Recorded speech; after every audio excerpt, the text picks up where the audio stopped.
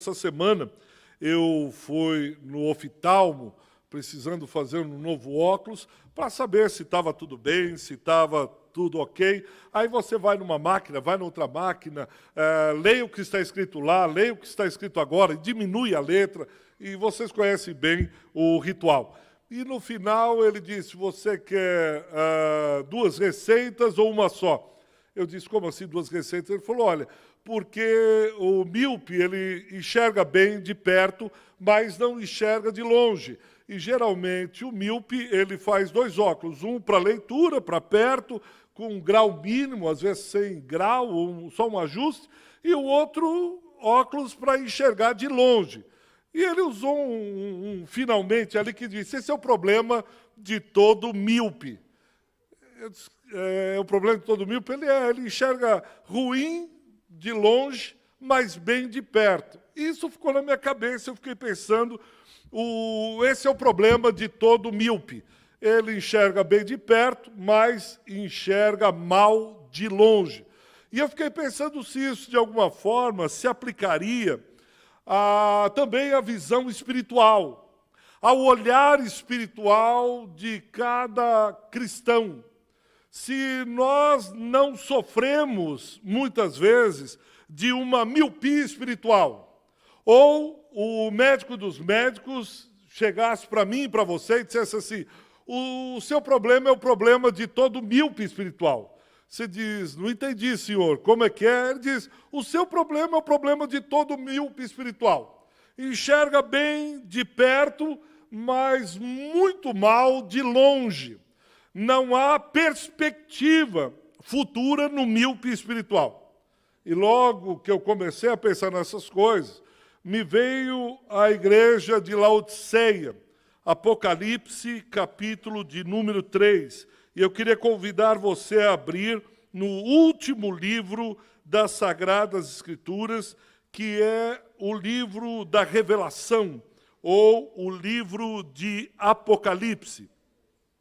Lá o Espírito fala às 7 igrejas. As 7 igrejas espalhadas principalmente no Oriente Médio, o cristianismo recente, dando os seus primeiros passos, e o Senhor vai falar ao anjo de cada igreja, às 7 igrejas, jovens, do recém-cristianismo que vem se ampliando, crescendo na chamada Ásia Menor, hoje atual Turquia. E a igreja de Laodiceia, ela é chamada igreja de Laodiceia porque ela está numa região que a Laodiceia é uma região riquíssima, muito rica. Para vocês terem ideia, na década de 60 depois de Cristo, houve um terremoto na cidade de Laodiceia e ela, sem um centavo sequer do Império Romano, ela reconstrói todinha a cidade com dinheiro, financiamento próprio. Tamanha a riqueza daquela região e daquela igreja. Era uma região rica, abastada, gente bonita, uma igreja firme, riquíssima. E remeteu à minha mente uma igreja que eu conheci alguns anos atrás, chamada Catedral de Cristal. Ela fica em Los Angeles, na Califórnia, construída pelo pastor Robert Schuller. E essa igreja, quando eu comecei a pensar numa igreja grande e rica, logo me veio à cabeça a Catedral de Cristal. Não sei quantos conhecem ou já viram alguma foto. Ela é chamada assim porque é a maior construção arquitetônica do mundo utilizando espelhos, vidros. Por isso que ela é chamada Catedral de Cristal. Não há no mundo uma construção como a Catedral de Cristal. E é interessante porque ela está também numa cidade, Los Angeles, vocês que todo semestre estão indo ou para os Estados Unidos ou para a Europa, já devem ter passado por lá e visto essa igreja. Então é riquíssima. É o maior prédio de vidro reflexivo em todo o mundo. E Laodiceia era uma dessas igrejas. Laodiceia estava numa região rica e também era uma igreja rica. Porém, ela tinha o problema que era o problema da miopia espiritual.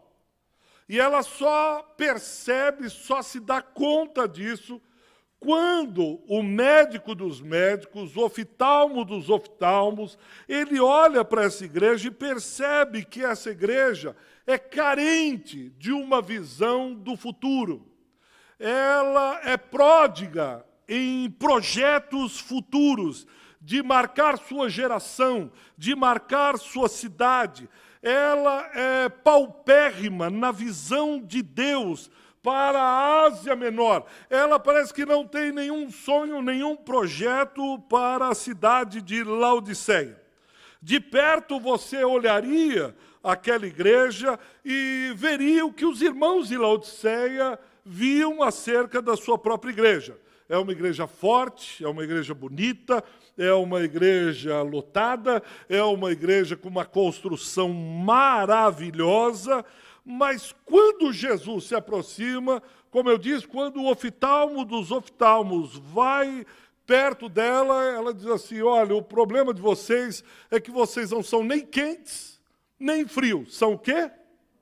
Morno. Vocês são lusco-fusco.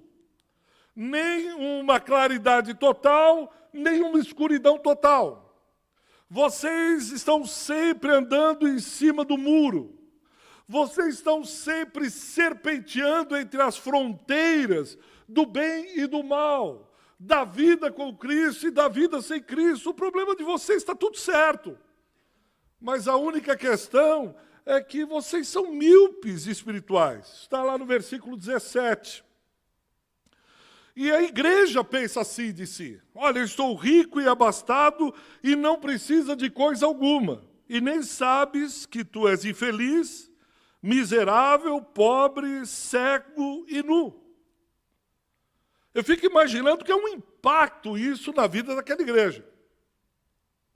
Imagina você entrar na Catedral de Cristal e eles começarem a mostrar as coisas, começarem a mostrar a catedral e você diz, olha, só tem um problema de vocês. Vocês são pobres, vocês são cegos, vocês são nus.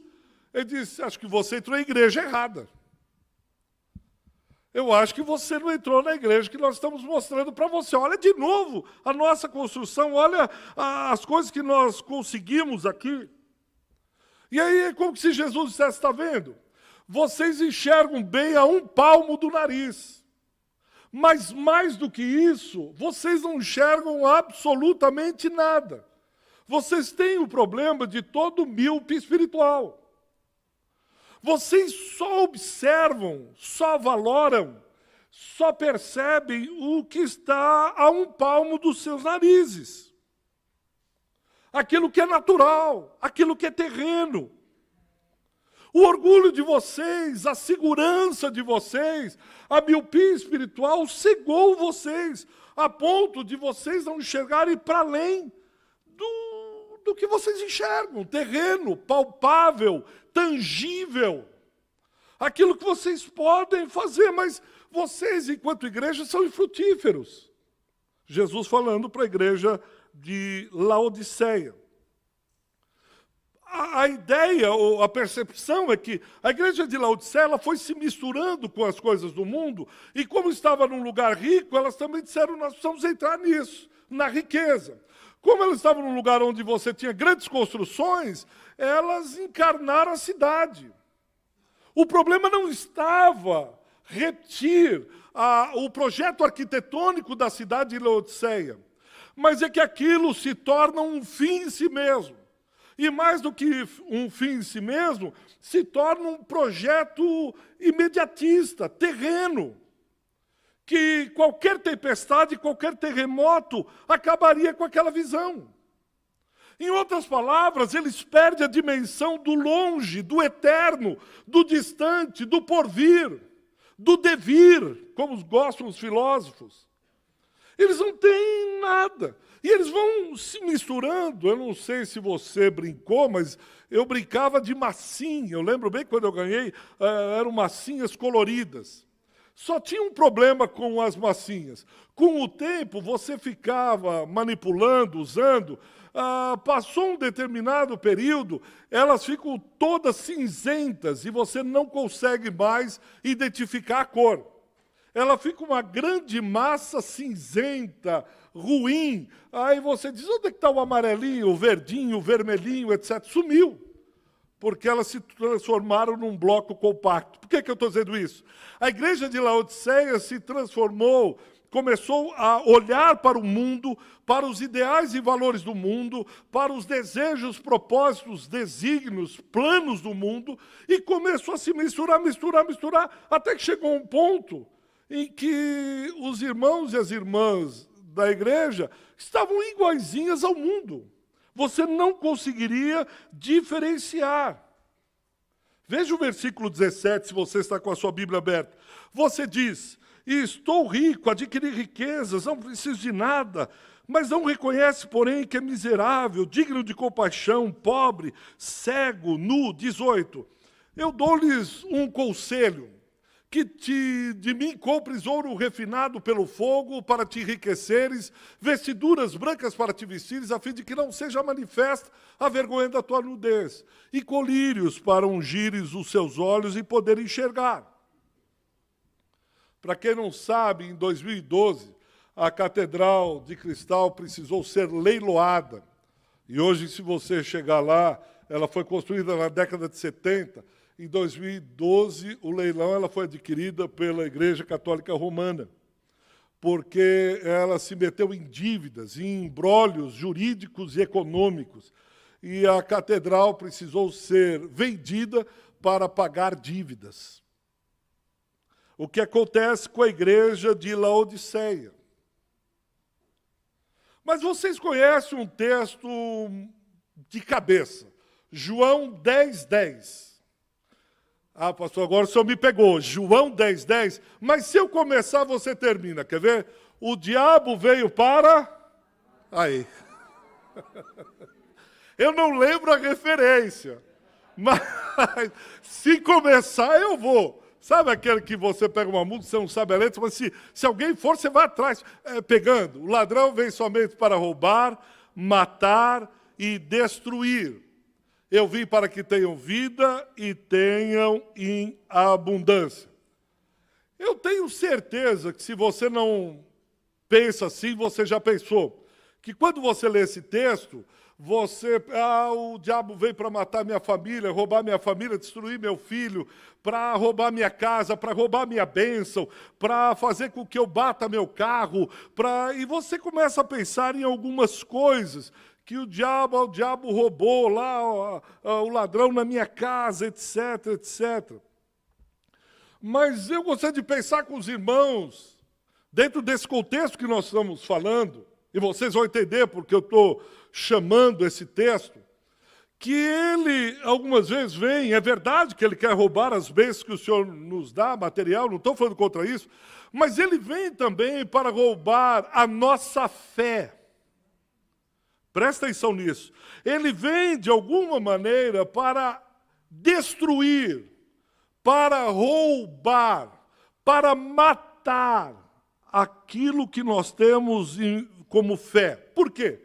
Hebreus 11:6 diz que é impossível agradar a Deus sem fé. Ou, sem fé, é impossível agradar a Deus. Você pode agradar, adorar e louvar a Deus sem dinheiro. Vocês nunca passaram por isso, mas eu conheço irmãos que têm dívidas financeiras, passam por crises financeiras. Vocês não sabem, vocês já leram em livros essas coisas. Mas tem irmão com dívida financeira, passou apertado ou está passando apertado, mas ainda assim ele é capaz de dobrar o seu joelho, orar, ele é capaz de adorar, ele é capaz de vir à igreja, ele é capaz de seguir o ministério sem problema.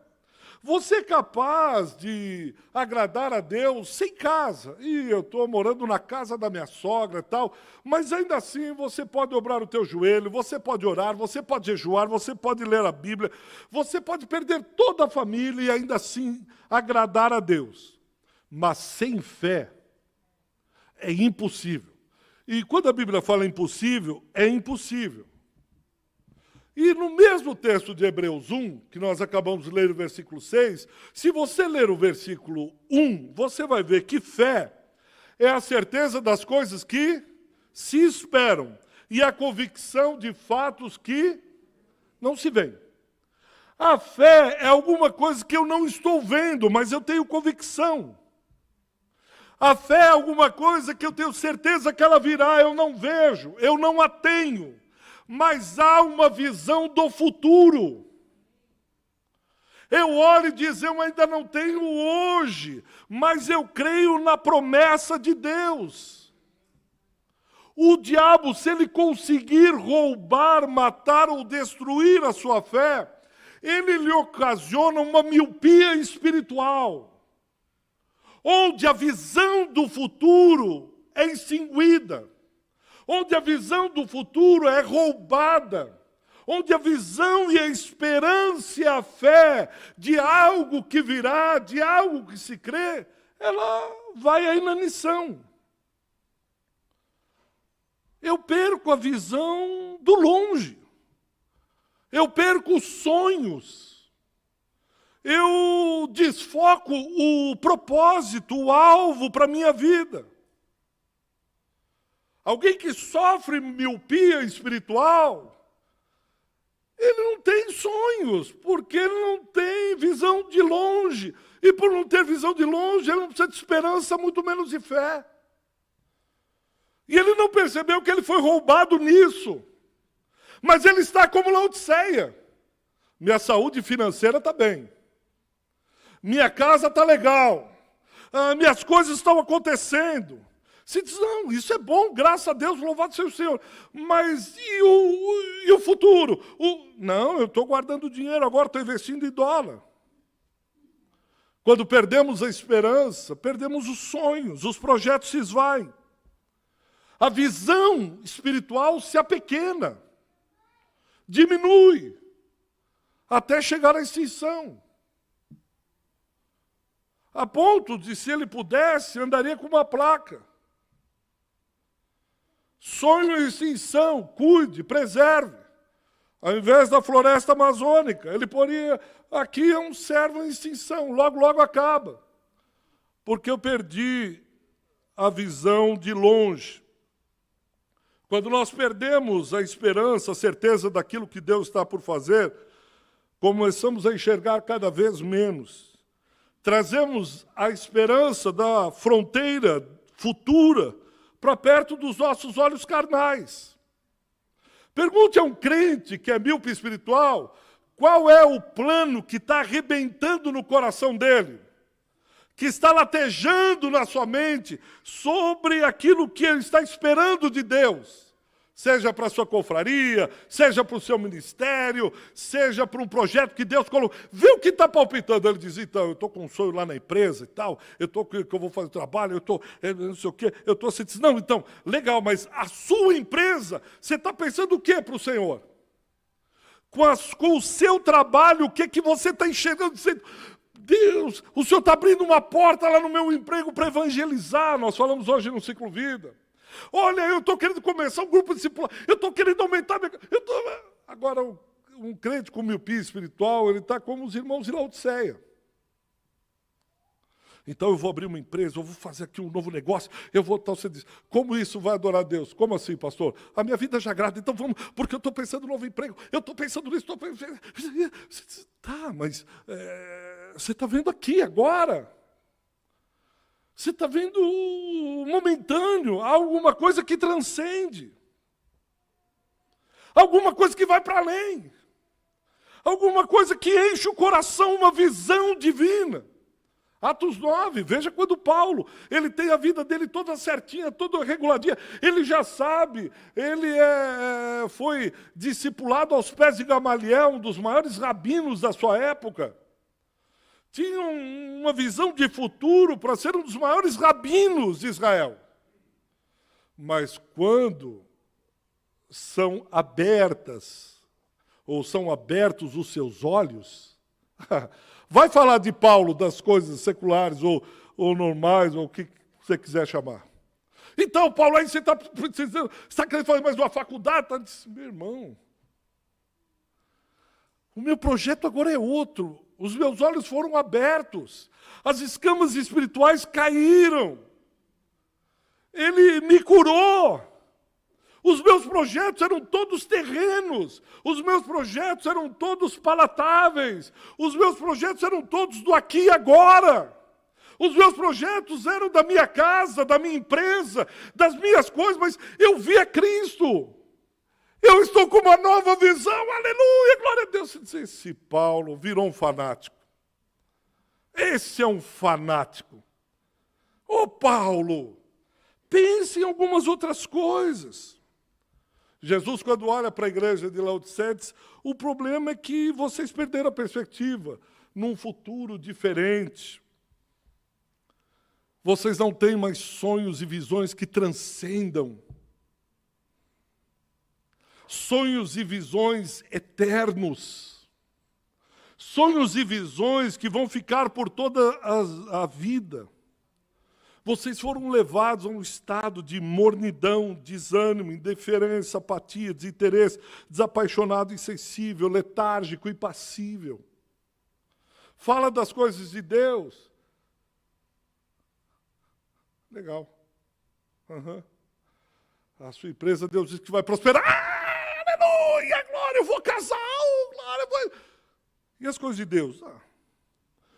2 Coríntios 4:4, o texto você conhece bem.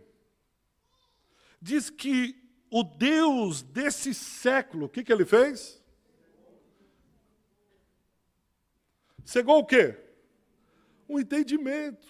Por que ele cegou? Por que ele roubou, matou, destruiu, contaminou com essa miopia espiritual? Para quê?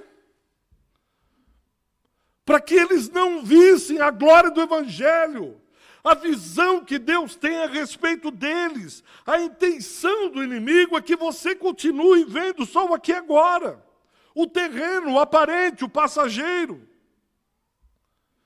E tire sua visão do que é eterno. Às vezes eu me sinto assim, particularmente, enxergando só um palmo da frente nos olhos.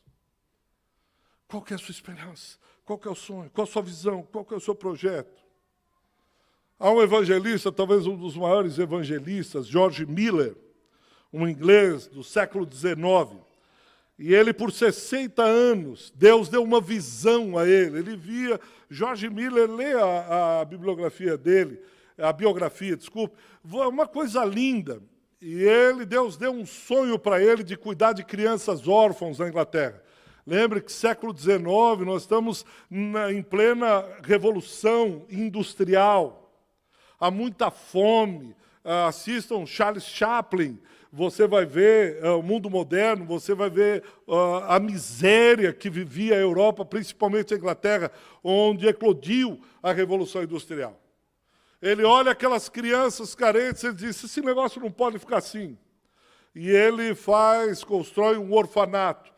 E por 60 anos, esse homem cuida de crianças carentes. Por 60 anos, George Miller, pelo orfanato, passa mais de 10 mil órfãos. E ele tinha um lema, ele tinha tanta clareza na visão, que ele disse, eu nunca vou pedir dinheiro para ninguém. Eu não vou pedir um centavo. Se Deus está nesse projeto, essas crianças vão ser alimentadas. E conta-se que num dia, o orfanato lotado, a mesa, todos se assentam à mesa e não tem nada, nem um pedaço de pão para comer. George Miller diz, vamos abaixar as cabeças e nós vamos orar agradecendo a Deus pelo alimento. Alguém de Laodiceia olharia aquilo e diz, George, como era íntimo, Joe, o que foi? Joe, não tem comida. O cozinheiro veio e diz, esquece, Jorge, esquece, não tem nada. Ele disse, vamos agradecer a Deus. E quando eles terminam de agradecer a Deus, em nome de Jesus, amém, as crianças dizem amém, ouve alguém na porta. Aí ele abre, é um caminhão lotado de comida, dizendo, olha, era uma festa de casamento, e a festa de casamento foi cancelada por alguma razão, e por alguma razão disseram que aqui estavam precisando de alimento. Vocês precisam de alimento? E aí começaram a descarregar o buffet. Esse homem tem uma visão do futuro. Esse homem não é míope. Esse homem olha e vê o que a gente olha e não vê. 60 anos na dependência de Deus, sem um centavo em sua conta corrente, só dizendo assim, Deus é fiel. Deus é fiel. Eu lembro quando eu comecei, me converti, o meu primeiro trabalho. E eu fiz um voto com Deus. Eu disse, Deus, eu nunca vou pedir aumento para o meu chefe. Onde eu trabalhar, eu nunca vou pedir um aumento, negociar aumento, dizer que se não der isso, tal. Mas você sabe como é gente como eu, né? A gente olha e não é bem assim, a gente tem que dar uma chorada, porque a gente aprende isso. Você tem que aprender a negociar, você tem que aprender a brigar, tem e tal, mas comigo eu fiz esse propósito no meu coração. E eu lembro que a primeira vez, depois de anos, Deus foi sempre me abençoando, sempre me abençoando, sempre me abençoando. Já passei por dívidas, por várias coisas. Mas eu lembro que eu fui negociar o meu salário. Não, isso aqui não. Quando eu saí, e a pessoa, o meu chefe, foi duro. Não. E eu por aqui, não. Deus, eu orei tudo. E Deus disse, lembra quem daria o seu salário? Você lembra que você conversou comigo logo no primeiro, que eu peguei o primeiro emprego, eu fiz um propósito com Deus, disse, o que eu receber eu vou dar para o Senhor e não vou brigar, o Senhor vai ser o meu sustento. Mas o tempo é inimigo da paixão. Hoje conversava com o pastor William sobre isso. Você pega um novo convertido, os olhos dele brilham, ele quer fazer as coisas de Deus, tal, mas a gente vai ficando velho, a gente vai ficando esquisito e tal. E eu fiquei velho nessa área e comecei a querer negociar o meu salário. Deus disse, lembra que você falou comigo? Que eu cuidaria de você? E que você dependeria de mim? E quando eu estava preparando essa palavra, me veio isso. Deus dizendo, lembra que eu falei que eu vou cuidar de você? Que o seu salário eu que vou pagar? Para você não negociar, não brigar por isso. Mas a gente vai sofrendo com a idade, com o tempo. Começa a vir, você vê gente que quando jovem não usava óculos, mas começa a usar. Você diz, o que aconteceu? E a pessoa diz, depois dos 18. E a miopia espiritual é a mesma coisa. E nós começamos a negociar alguns princípios, alguns valores espirituais. Veja lá, Gênesis capítulo 13, se você está com a sua Bíblia aí. Estão lá Abrão e Ló. Eles saem para a peregrinação. E aí, qual o problema deles? Sabe qual o problema de Abrão e Ló? É que Deus prospera o rebanho deles. Você já viu isso? Qual o problema que fez com que Abrão e Ló se separassem? A pai está com muito dinheiro. Parece incrível, né? Mas eles dizem, olham um para o outro e dizem, não tem mais como a gente viver junto. É tanto dinheiro, é tanta prosperidade, nossos rebanhos estão crescendo tanto que os nossos pastores estão começando a entrar em conflito. Só há um jeito, nós precisamos separar. E aí o nosso querido Ló, versículos de 12 a 15, no versículo 6 fala sobre a prosperidade deles, e a partir do versículo 12 e 15, há conflito, competição, prosperidade, aí eles estão para se separar. E aí no versículo 8 e 9, em especial o versículo 10, Abraão olha e diz, faz o seguinte, escolhe a terra que você achar melhor. Escolhe a terra que você quiser. E se você for para a direita, eu vou para a esquerda. Se você for para o norte, eu vou para o sul, não tem problema nenhum, escolha.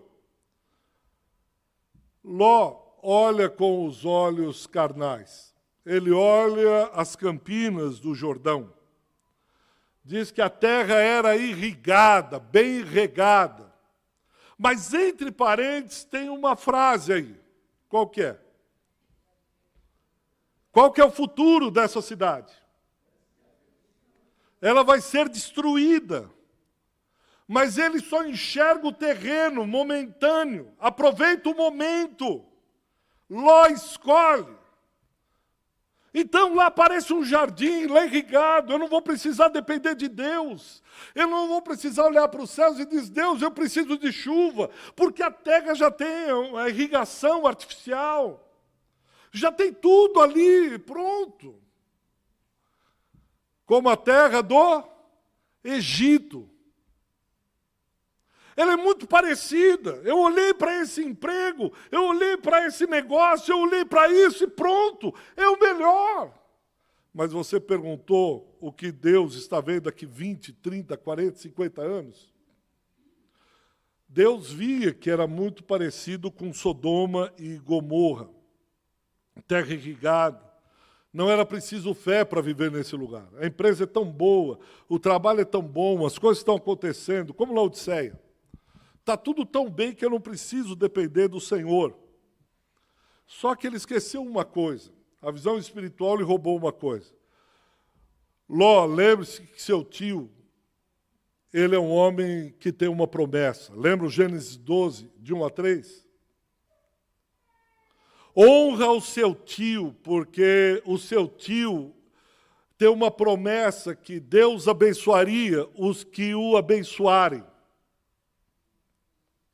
Todos aqueles que quiserem passar a perna em Abraão e amaldiçoarem Abraão serão amaldiçoados. Ló, olha o futuro, olha a bênção que está sobre o seu tio. Ele é um homem de Deus. Mas Ló é um daqueles que tem a miopia espiritual. Deixa eu dizer mais um texto que é próximo de você. Está lá em 1 Samuel, capítulo 17. Eu queria que você abrisse esse texto.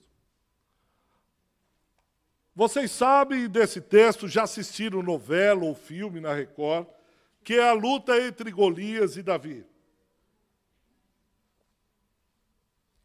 Você pode tirar, eu sei que você tem, se eu pedisse para você pregar ou ensinar sobre essa passagem, você o faria sem problema algum. Mas deixa eu dizer um erro fatal, letal, que a miopia espiritual trouxe sobre o incircunciso filisteu. Está lá no versículo 43. Por favor, veja 1 Samuel 17, versículo 43. Veja o 1 Samuel 17, versículo 43. Veja a miopia espiritual que faz com o filisteu.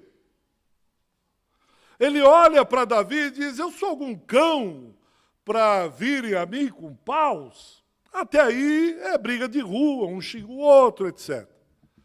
Mas o que ele jamais poderia fazer? O que ele fez? Amaldiçoou quem? Alguém que tem promessa do Senhor. Alguém que tem na sua raiz a promessa. Eu creio que quando Davi olhou e ouviu isso do filisteu, dizendo, eu amaldiçoo você, ele diz, pai Abraão, amaldiçoarei todos aqueles que te amam. Rapaz, você está amaldiçoado, acabou a guerra aqui. Eu creio que ele começou no reteté, glória a Deus, aleluia, e todo mundo olhando e disse, Davi, nem guerreou, ele diz. Ele cometeu um erro fatal, letal. A miopia espiritual dele agora o derrubou.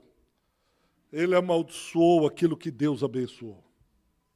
Ele foi amaldiçoar alguém. Esse cara não enxerga nada, nada, nada, nada, nada. Esse aí é filho de Abraão, ele tem promessa. E todos que amaldiçoarem a essa geração, eles serão amaldiçoados. Então pronto, acabou a guerra aqui, vamos embora para cá. Você ainda quer lutar, Golias? Porque Deus está vendo a vinda do seu Filho Jesus Cristo. Essa linhagem é uma linhagem que tem um filete de sangue, carmesim. Eu faço parte de uma linhagem. Eu estou vendo o futuro, eu não estou enxergando aqui agora essa guerra, Golias. Você não deveria mexer com isso, Golias. Desculpa, mas você mexeu com a pessoa errada. Você mexeu com a promessa de Deus. E aí não tem mais diálogo, não tem mais conversa. É como Ló. Ló ergue os olhos e não consegue ver nada além do material, do terreno. O que você tem visto, planejado, sonhado com a sua vida? Porque as consequências daquele que parecia o jardim de Deus, das campinas de Ló, etc., se transformou em ruínas, a ponto de Ló não conseguir nem mesmo salvar a sua própria família. A sua mulher amalgamou tanto naquela cultura, nos valores daquele tempo, na visão daquela geração, que o diabo roubou-lhe a esperança de sonhar, de ir para um outro lugar, que era a terra da promessa. O que eu estou querendo dizer para você é que você precisa tomar cuidado, porque é uma terra da promessa. Se a mulher de Ló não sofresse de miopia espiritual, e ela olhasse e diz, olha, aqui eu estou com a minha casa estabelecida, minha família, casei, estou com o meu emprego, montei minha empresa, estou tudo certinho. Não está tudo certinho. Porque há uma terra que Deus deu aos seus descendentes, a você, que começa lá em Gênesis 12. Por isso você precisa olhar para além de Sodoma e Gomorra. Ela diz, Ló, vamos sair daqui, porque nós temos promessa de Deus. Deus nos chamou isso aqui, para esse dinheiro aqui, essas coisas aqui.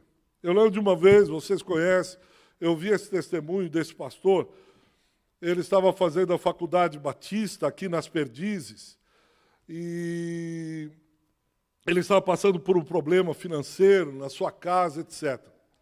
E o Dr. Shedd tinha ido pregar numa igreja e recebeu uma oferta. E durante a semana, o Dr. Shedd, com aquele dinheiro no bolso, diz, Deus, eu não pedi essa oferta, eu não estou precisando dessa oferta, por que o Senhor me abençoou? Por que essa oferta está no meu bolso? E ele orando durante a semana, para quem é esse dinheiro? Porque para mim não é, eu sei que não é para mim. Não é, isso aqui é um a mais, não é isso, não é. E aí ele lecionava na Faculdade Batista, ele está passando no corredor e ele percebe um aluno no cantinho da sala chorando. Deus tocou no coração dele, disse, volta lá. Voltou e começou a conversar com ele. O que foi? Nada, doutor Shedd, eu estou bem. Então, ele disse, não, mas por que você está chorando? Ele contou do problema que estava passando em casa, com o filho, com a esposa, etc. Aí o doutor Shedd disse, agora eu entendi. Disse que tirou aquele dinheiro do bolso e disse, irmão, eu quero abençoá-lo agora. Está aqui esse dinheiro. Eu fiquei imaginando a cabeça dele como funciona. Deus, esse dinheiro que eu tenho, para que o Senhor deseja? O que o Senhor quer? O Senhor tem algo lá no futuro, é para eu guardar? O que o Senhor deseja que eu faça com isso? O que o Senhor espera de mim? Caso contrário, eu vou sofrer de miopia espiritual. E aí eu vou começar a ficar seguro só no aqui e agora, como Laodiceia, como Ló, como Golias. Que essa força aqui é para eu brigar com um ungido, e não é isso. O Senhor me chamou para algo mais, é uma perspectiva da eternidade. E no próprio texto que nós lemos em Apocalipse, há uma coisa bonita, eu convido você a voltar lá em Apocalipse 3:18.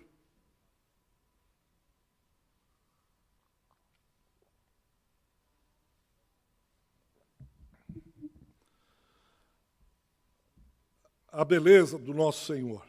Ele diz à igreja, né? Ele não diz a igreja vai para o inferno, você não tem mais jeito. Não, ele diz assim, olha, eu aconselho que de mim você compre ouro refinado. Ouro, você sabe, em 1 Coríntios, quando Paulo fala das obras, que um dia eu e você passaremos por um lugar de fogo, e as obras que forem de feno, madeira e palha serão logo consumidas, não ficarão. Mas as obras de prata, ouro e pedras preciosas sairão mais refinadas. Jesus está dizendo, olhe para a perspectiva da eternidade, compre ouro refinado, puro, obras, coisas, projetos, sonhos que ficarão para a eternidade. Vestiduras brancas. Não é essa roupa da moda, não é uma roupa de grife. Você pensa um pouco melhor naquilo que você veste, em termos de vestiduras brancas, de paz, vestiduras de quem é lavado, remido no sangue de Jesus, etc, etc.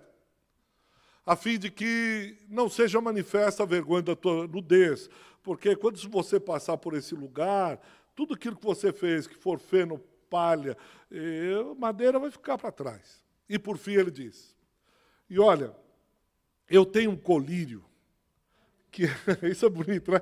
Eu tenho um colírio que pode curar essa sua miopia espiritual.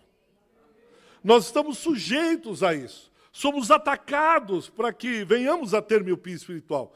Mas o oftalmo dos oftalmos, ele diz assim, eu tenho um colírio. Não existe aí nas farmácias no Brasil, nem na Alemanha, nem na América do Norte. Eu tenho um colírio que é capaz de fazer com que você veja algo que você não consegue ver. E ele termina o versículo 21 dizendo assim, ao vencedor, dar-lhe-ei sentar comigo no meu trono, assim como também eu venci e me sentei com meu Pai no seu trono.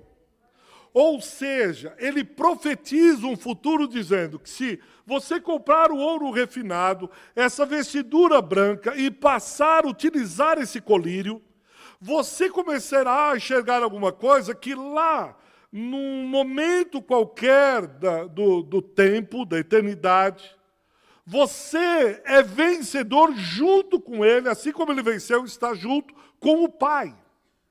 Há esperança, há fé.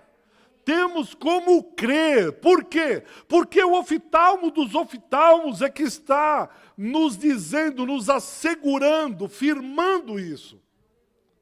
Então ele diz, olha, eu aconselho vocês. E agora eu prometo que é o último mesmo. Abre João 1, 40 e 42. Eu quero deixar essas duas palavras de esperança com você.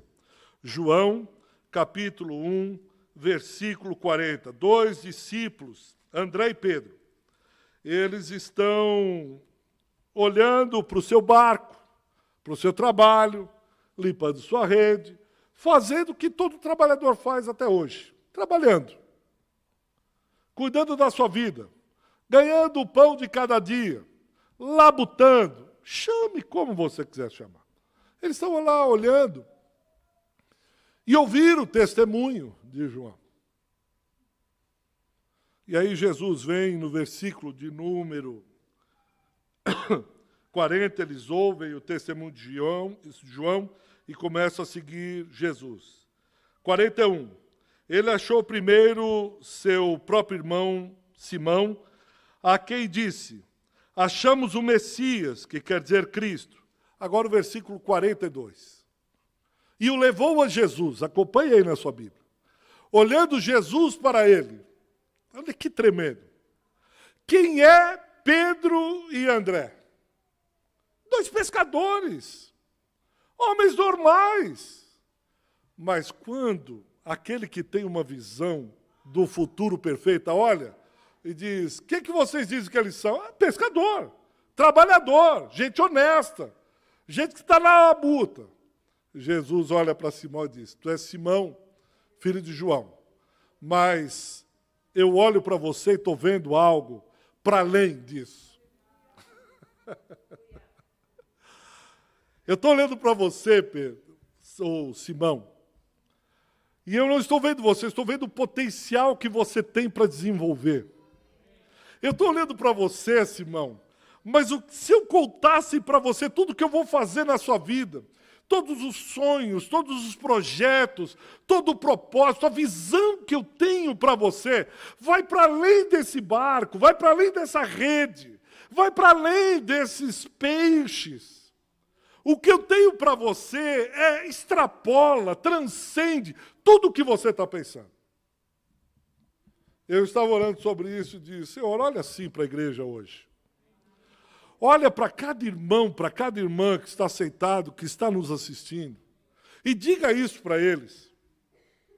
Olha, você se chama João, Maria, Rose, Pedro, Jorge, Júnior, mas se você pudesse ver o potencial, a matéria-prima, a construção, os sonhos, os desejos que eu tenho para você,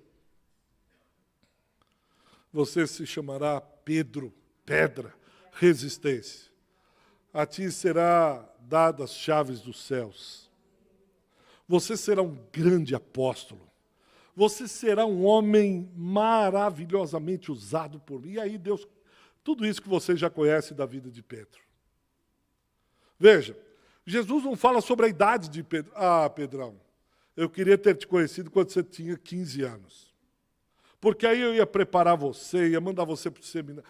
Ah, Pedro, se você fosse um pouco mais jovem. Mas agora você já está com idade avançada, você já... Ah, não dá mais, desculpa, eu vou ter que pular para outro. Ou ele olharia e disse, não, você é muito crianção ainda. Daqui 10 anos a gente volta a falar. Não, você... Ele não fala nada disso. Ele olha para mim e para você e diz, hoje você se vê assim, mas eu estou vendo aquilo que você poderá ser.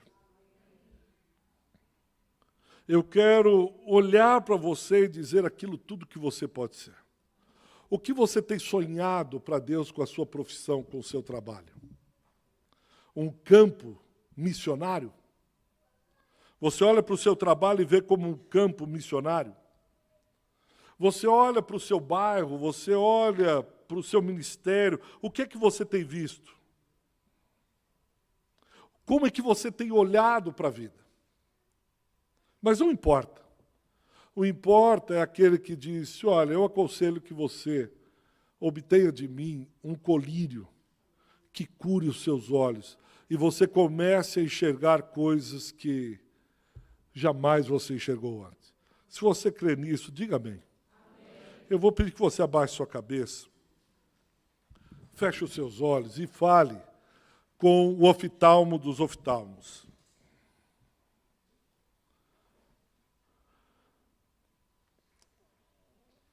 Escute isso que eu vou falar agora. Certa vez alguém encontrou Michelangelo, esse grande artista italiano, e ele estava esculpindo com o seu formão uma enorme rocha, sem forma.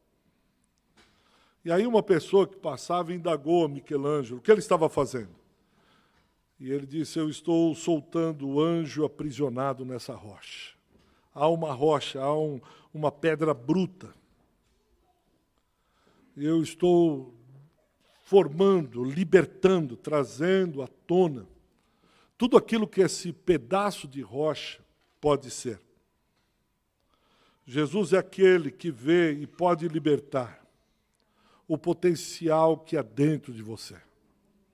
Eu creio que o Criador está com o seu formão espiritual,